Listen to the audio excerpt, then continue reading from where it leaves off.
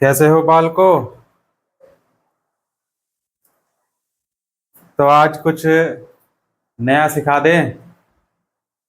देखो, हारता वही है जो शिकायत बार बार करता है। हारता वही है जो शिकायत बार बार करता है, और जीतता वो है जो कोशिशें हजार बार करता है। ज्यादा वैसे तो आज हम क्या है, चाइना टिकता ही नहीं है। चाइना का माल नहीं टिकता है। और एक दौर आपने देखा था, टिकटॉक वाला आया था सोशल मीडिया के प्लेटफॉर्म पे। टिकटॉक बहुत जबरदस्त जबरदस्त था। टिकटॉक था कि नहीं था? फिर बैन हो गया। और चाइना के बहुत सारे ऐप बैन हो गए। देखो, चाइनीज मांझा बैन है ना। तो लेकिन आज हम इस चीन के साय से आजादी, इसके बारे में ही समझेंगे। समझ गए मोटे मोटे तौर पर हमने क्या बात करी। इंडो चाइना, क्या ये जो चीन के साय में हम साय से आजादी प्राप्त करेंगे, तो इंडो चाइना, इंडो चाइना, ये इंडो चाइना तीन देशों से मिलकर बना है। वो तीन देश कौन कौन से हैं? वियतनाम, वियतनाम, और वियतनाम की राजधानी आप बताएंगे। और दूसरा कौन सा है? दूसरा है लाओस, लाओस। और तीसरा देश कौन सा है? Cambodia, Cambodia. ये तीन देशों से मिलकर बना है इंडो चाइना। क्या? Indo China. और इस पूरे इलाके में शुरुआती इतिहास को देखने पर पता चलता है, क्या पता चलता है? कि पहले यहाँ बहुत सारे समाज रहते थे। क्या रहते थे पहले यहाँ पर? पहले यहाँ पर बहुत सारे समाज रहते थे। समाज क्या रहते थे? बहुत सारे समाज रहते थे पहले यहाँ पर।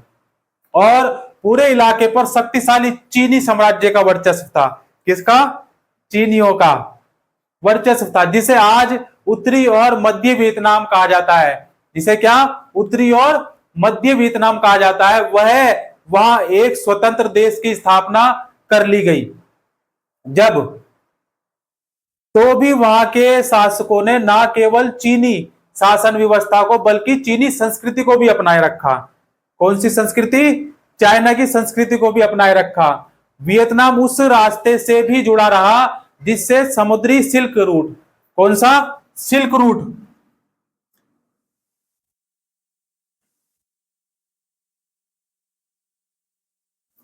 सिल्क रूट, रेशम मार्ग, समुद्री सिल्क रूट कहा जाता था। इस रास्ते से वस्तुओं, लोगों और विचारों की खूब आवाजाही चलती थी। विचारों की, क्योंकि एक राज्य का, एक देश का विचार दूसरे देश में जाता था। और व्यापार के अन्य रास्तों के माध्यम से वियतनाम उन दूरवर्ती इलाकों से भी जुड़ा रहा। कौन से दूर वो थे? वो दूरवर्ती इलाके जहां गैर वियतनामी समुदाय जैसे खमेर और कंबोडियाई, कौन से? खमेर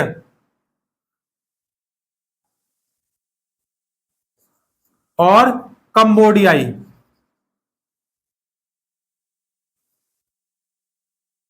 कंबोडियाई समुदाय रहते थे।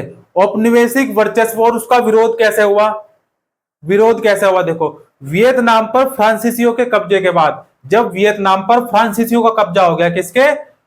फ्रांसीसियों का कब्जा हो गया, और वियतनामियों की जिंदगी पर पूरी तरह बदल गई। फ्रांसीसियों के कब्जे से जो वियतनामी लोग थे, उनकी जिंदगी का तख्ता पलट हो गया। पूरी तरह जिंदगी हर तरह से बदल गई।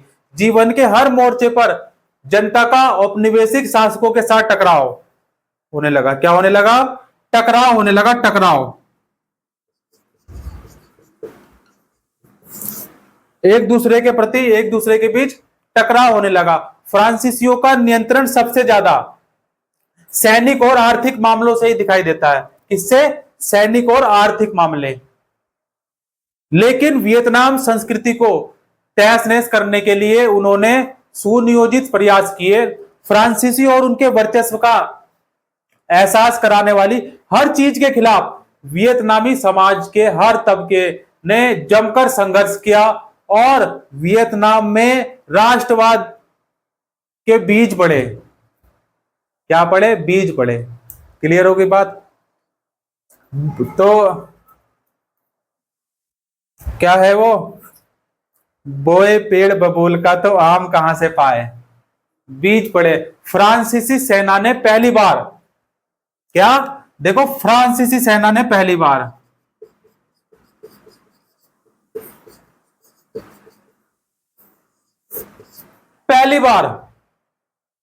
1858 में, कब? 1858, 1858 में वियतनाम की धरती पर डेरा डाला। किस पर?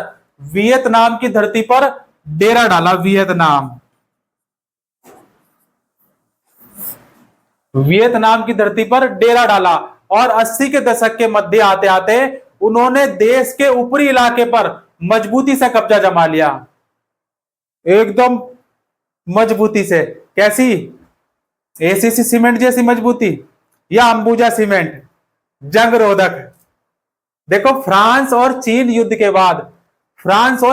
के बाद उन्होंने टोक्यो और अनाम पर भी कब्जा कर लिया। और 1887 में फ्रेंच इंडो चाइना का गठन किया गया। कब किया गया? 1887 में, 1887। 1887 में क्या हुआ? इंडो चाइना,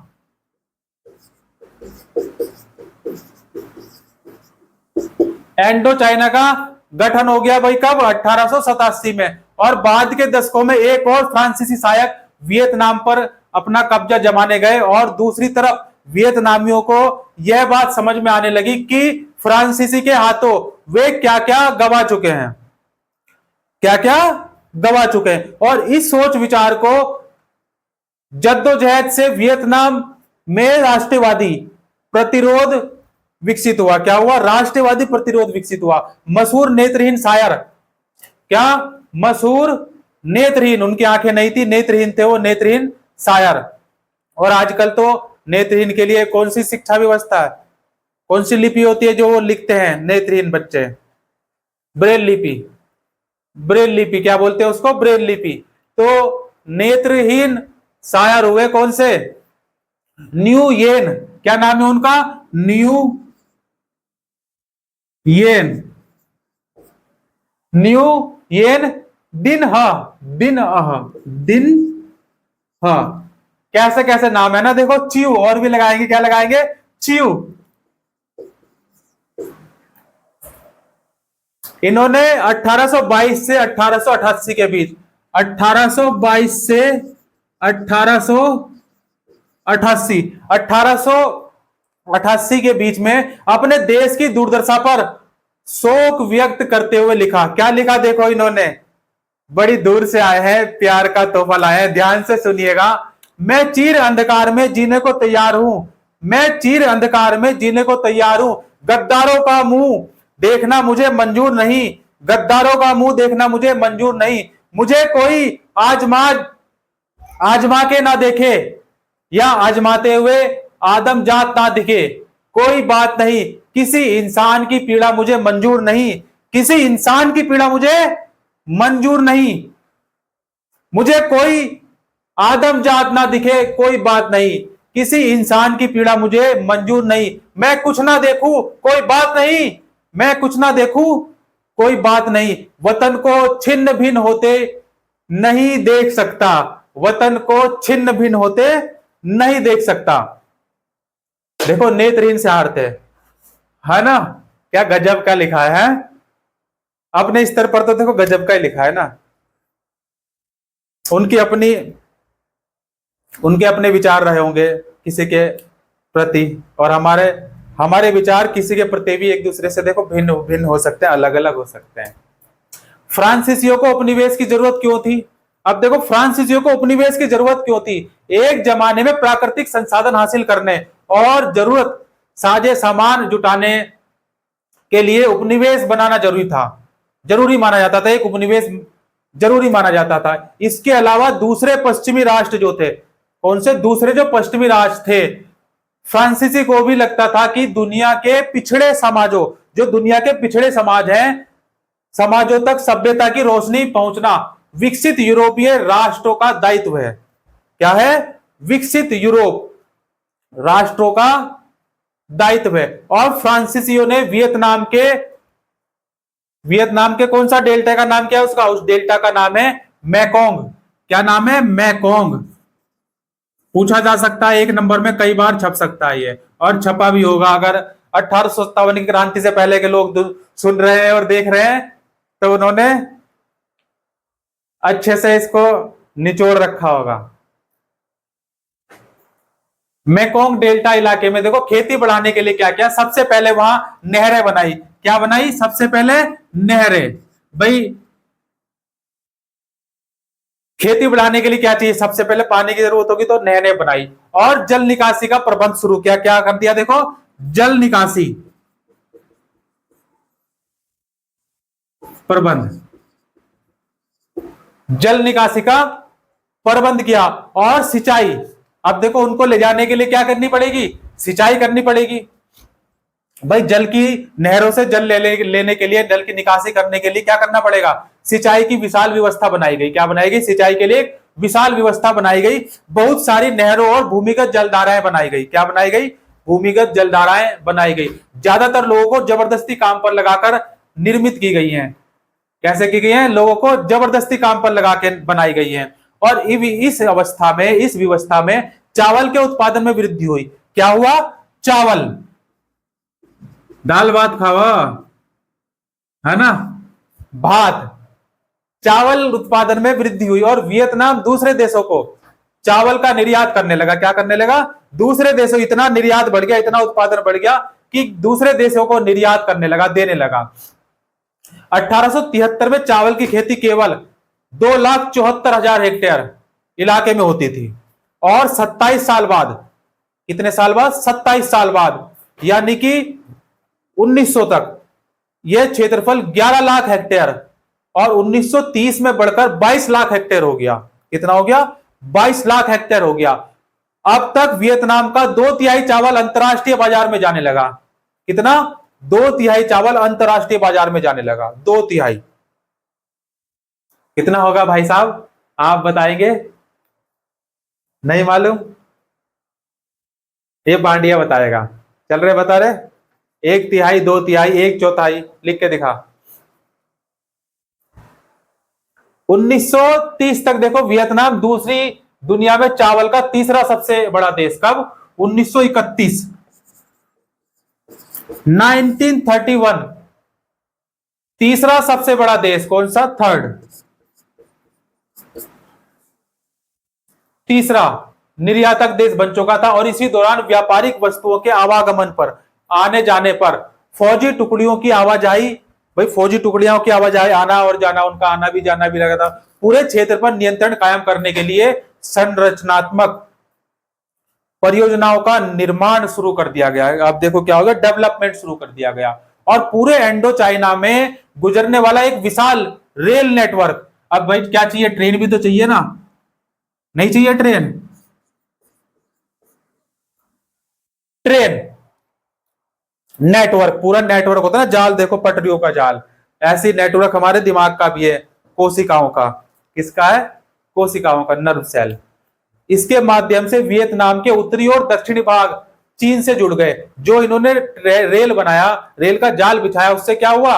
उससे विशाल रेल नेटवर्क तैयार किया। इसके माध्यम से उत्तरी और दक्षिणी भाग चीन से जुड़ गए। उत्तर का भाग भी और दक्षिण का भाग भी चीन से जुड़ गया। यह रेल नेटवर्क चीन में स्थित कहां तक था? ये नान प्रांत तक था। एक प्रांत होगा वहां पर, ठीक है ना? देख लेना, मैं तो गया नहीं कभी, है ना, और भविष्य में जाऊं ऐसी कोई गारंटी तो है नहीं। तो यान प्रांत तक पहुंच गया। और यह नेटवर्क 1910 में बनकर पूरा हुआ। कब हुआ? 1910 में पूरा हो गया। देखो ये 1910 में पूरा हो गया। और भारत में रेल की शुरुआत कब हुई थी? आप देख लेना, 18 अप्रैल कब हुई थी भारत में रेल की शुरुआत? 18 अप्रैल को। सन बताओ क्या है? नहीं मालूम? देखो मुझे भी याद नहीं आ रहा अभी, है ना। अबे परफेक्ट हो जाएंगे तो भगवान नहीं बन जाएंगे। चलो 1910 तक ये नेटवर्क बनकर पूरा हुआ। और इसी समय तक जो है लाइन बिछाई गई, जिसके जरिए कंबोडिया की राजधानी नामपेन, क्या है कंबोडिया की राजधानी? बताओ। नामपेन। क्या है? नाम पेन। नाम के आगे पेन लगा लो है। देखो नाम नंबर प्लेट लगी होती है ना, नंबर प्लेट हर पुलिस वाले के मिलेगी, हर अधिकारी के, प्रशासनिक। ट्रेन चालक देखा होगा आपने, है ना, ट्रेन चालक के भी लगी रहती है, टीटी के भी लगी रहती है ना। और पेन इधर लगा रहता है ना, पेन इधर लगा रहता है। तो नाम पेन क्या राजधानी हो गई? कंबोडिया की राजधानी क्या है? नाम पेन। अब देखो नाम पेन के रास्ते होते हुए वियतनाम को सियाम देश, उस समय थाईलैंड का यानी यही नाम हुआ करता था, क्या? सियाम। कहां लिख दूं? यहां लिख दूं, सियाम। राधे राधे।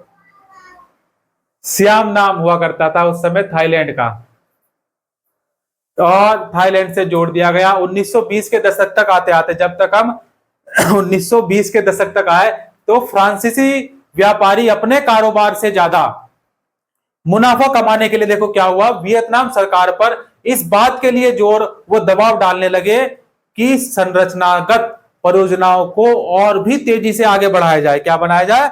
और भी तेजी से, एकदम गोली की तरह, है ना।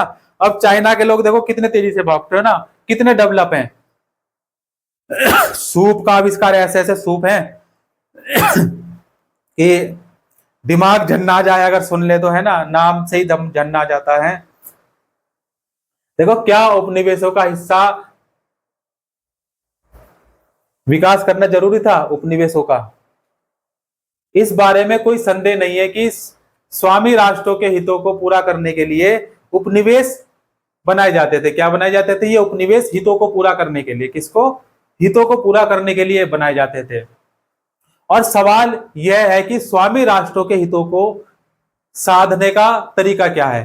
प्रभावशाली लेखक और नीति निर्माता फॉल बर्नार्ड, क्या है? नीति निर्माता हुए, नीति निर्माता, क्या नाम है उनका?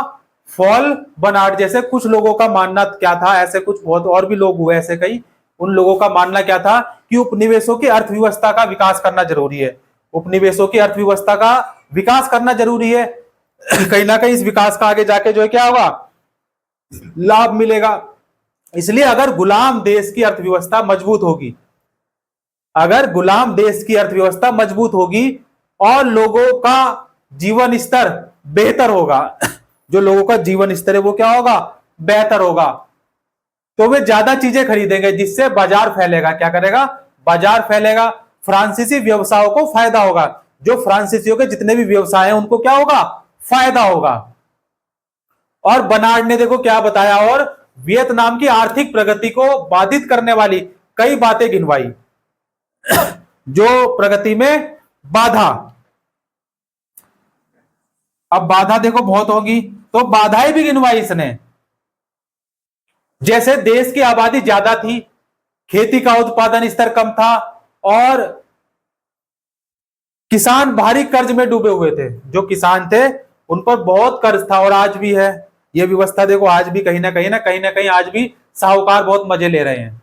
हाँ, लेकिन देखो इस रास्ते पर चलते हुए यह गारंटी नहीं दी जा सकती थी कि सबको रोजगार भी मिल जाएगा। सबको रोजगार भी मिल जाएगा, यह गारंटी नहीं दी जा सकती थी। जैसा जैसा जापान के अनुभवी से स्पष्ट हो चुका था कि नए रोजगार पैदा करने के लिए अर्थव्यवस्था का औद्योगिकरण करना जरूरी है। क्या? इस अर्थव्यवस्था का औद्योगिकरण करना जरूरी है। वियतनाम की औपनिवेशिक अर्थव्यवस्था मुख्य रूप से चावल की खेती, किस पर जोर दिया गया? देखो शुरू से ही चावल, बात, है ना, चावल की खेती पर, और रबड़ के बागानों पर। और क्या था? देखो रबड़ के बागान, रबड़ की खेती, रबड़ बागान, रबड़ की खेती। आपको मालूम है रबड़ का उत्पादन कैसे होता है? इन्हीं दो फसलों पर आश्रित थी, और इन पर फ्रांस और वियतनाम के मुट्ठी भर धनी तबके का क्या था? स्वामित्व था। थोड़े से मुट्ठी भर थे जो मालिक थे। इस क्षेत्र की जरूरतों को पूरा करने के लिए, जो क्षेत्र था इसकी जरूरतों को पूरा करने के लिए रेल और बंदरगाह की सुविधाएं विकसित की जा रही थी। ये जो रेल और बंदरगाह, भाई पानी के जहाज कहाँ रुकते हैं? माल लोडिंग होगा, अनलोडिंग होगा, कहाँ रुकेगा? बंदरगाह पर। तो बंदरगाह का निर्माण, बंदरगाह। देखो Vasco D gamma, Vasco D gamma का नाम सुना है? 1498 में केरल के कालीकट बंदरगाह पर उतरा था, है ना, और लोगों ने उसका बहुत स्वागत किया था, है ना।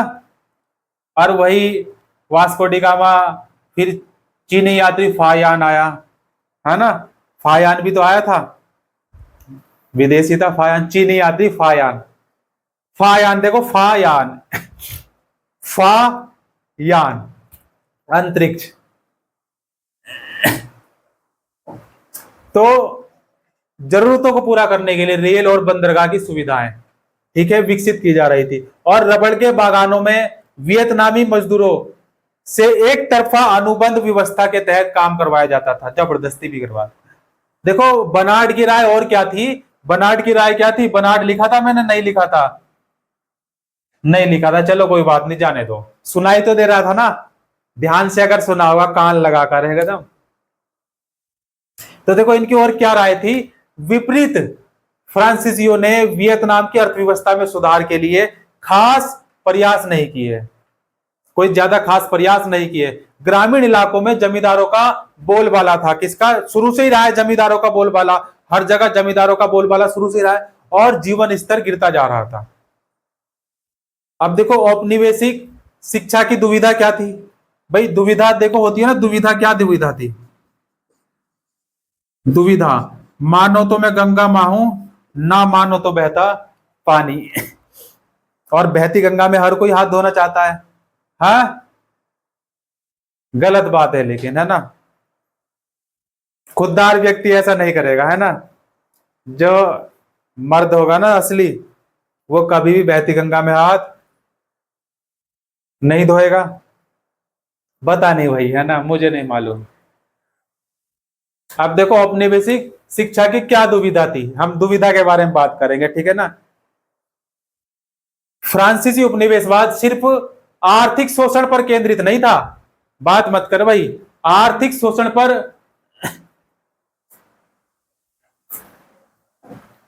नहीं था। देखो इसे सभ्य बनाने का विचार भी काम कर रहा था। जिस तरह भारत में अंग्रेज दवा करते थे, क्या करते थे? देखो अंग्रेज दावा करते थे, किस बात का दावा करते थे वे? जाने दो, है ना, दावे को नहीं, अभी अब दावा नहीं ठोकना है, ठीक है। उसी तरह फ्रांसीसियों का दावा भी था कि वे वियतनाम के लोगों को आधुनिक सभ्यता से क्या कराना चाहते हैं? परिचित करा रहे हैं। कौन सी सभ्यता से? आधुनिक सभ्यता से परिचित करा रहे हैं। और उनका विश्वास था कि पूरे यूरोप में विकसित सभ्यता, पूरे यूरोप में क्या हो? विकसित सभ्यता कायम हो चुकी है। अंधेरा कायम रहे तमराज की लिविस, किस किस ने देखा है अंधेरा कायम रहे तमराज की लिविस? बताओ कौन सा सीरियल आता था, किसी को याद है? नहीं, चलो जाने दो फिर। तो इसलिए देखो वे मानते थे, क्या मानते थे? कि उपनिवेशों में आधुनिक विचारों का प्रसार करना, इसके आधुनिक विचारों का प्रचार प्रसार करना यूरोपियों का दायित्व है। क्या है? यूरोपियों का दायित्व है। और इस दायित्व की पूर्ति करने के लिए उन्हें स्थानीय संस्कृतियों, धर्मों और परंपराओं को भी नष्ट करना पड़े तो इसमें कोई बुराई नहीं है। वैसे भी यूरोपीय शासक इन संस्कृतियों को, धर्मों को और परंपराओं को पुराना व बेकार मानते थे। क्या मानते थे? पुराना और बेकार मानते थे। उन्हें लगता था कि वे चीजें आधुनिक विकास को रोकती हैं, जो आधुनिक विकास पर जोर दे रहे हैं उनको रोकती हैं। देशी जनता को सभ्य बनाने के लिए शिक्षा को काफी अहम माना जाता था। क्या माना जाता था? शिक्षा को काफी अहम माना जाता था, और आज भी है, आज भी शिक्षा को ही अहम माना जाता है, ठीक है। मैं तो भाई शिक्षा को ही अहम मानता हूं, हाँ, क्योंकि शिक्षा पढ़ने का नहीं, दिमाग का विकास करने के लिए शिक्षा। शिक्षा क्या है? सिखाती है हमें कि दिमाग का विकास कैसे होता है, दिमाग का विकास करना, ठीक है। तुम लोग पढ़ रहे हो 10वीं पास करने के लिए, कोई 11वीं पास करने के लिए, है ना, फिर अगले साल 12वीं पास करने के लिए पढ़ेगा, फिर अगले साल ग्रेजुएट होने के लिए पढ़ेगा, फिर पोस्ट ग्रेजुएट होने के लिए पढ़ेगा। कोई इधर चला जाएगा, कोई उधर चला जाएगा, कोई उधर चला जाएगा, कोई पढ़ेगा, कोई छोड़ देगा, है ना। जिसमें जितना दम, उस हिसाब से काम करेगा वो। क्यों? क्योंकि अगर अभी तूने दिमाग का विकास नहीं किया तो ये रिजल्ट भी आ सकते हैं। ख्याल करिएगा थोड़ा। देखो, फिल्टर वाली जिंदगी नहीं जीना, ठीक है ना। आजकल क्या फिल्टर वाली जिंदगी ज्यादा जीते हो ना आप लोग। अच्छा, सेल्फी लेते वक्त फिल्टर कौन कौन यूज करता है? हाँ, नहीं मालूम? अब नहीं बताएंगे। देखो, सबके चेहरे पे मुस्कुराहट है।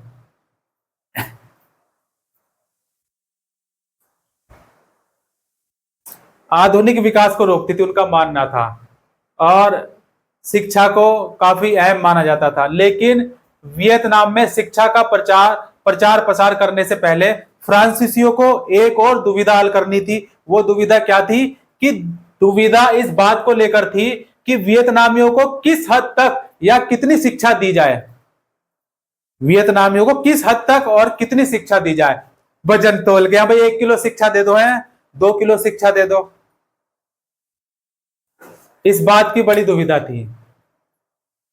फ्रांसीसियों को शिक्षित कामगारों की जरूरत तो थी कि कामगार कैसे चाहिए, शिक्षित, जरूरत थी। लेकिन गुलामों को पढ़ाने लिखाने से समस्याएं भी पैदा हो सकती थी। भाई गुलामों को अगर वे पढ़ा लिखा देंगे तो ज्यादा पढ़ लिख लिए तो पता लगा उन्हीं के राजा बन गए, है ना। तो ये समस्याएं भी पैदा हो सकती थी। शिक्षा प्राप्त करने के बाद वियतनाम के लोग औपनिवेशिक शासन पर सवाल भी उठा सकते थे। औपनिवेशिक शासन पर क्या सवाल भी उठा सकते थे। इतना ही नहीं, वियतनाम में रहने वाले फ्रांसीसी नागरिकों, जिन्हें क्या कहा जाता था? कोलोन कहा जाता था। कोलोन, क्या कहा जाता था? कोलोन।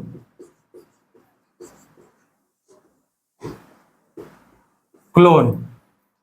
टेस्ट ट्यूब बेबी सुना है आपने? टेस्ट ट्यूब बेबी, आजकल टेस्ट ट्यूब बेबी होता है ना, क्लोन तैयार किया जाता है उसमें। वो व्यवस्था देख लेना। आप डॉक्टर बनना है किसी को, हाँ, जो डॉक्टर बनेगा उसको वो उसके बारे में जानेगा, है ना।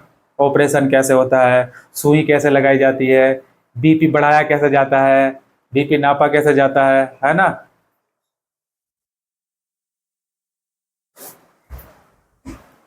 क्लियर हुई बात?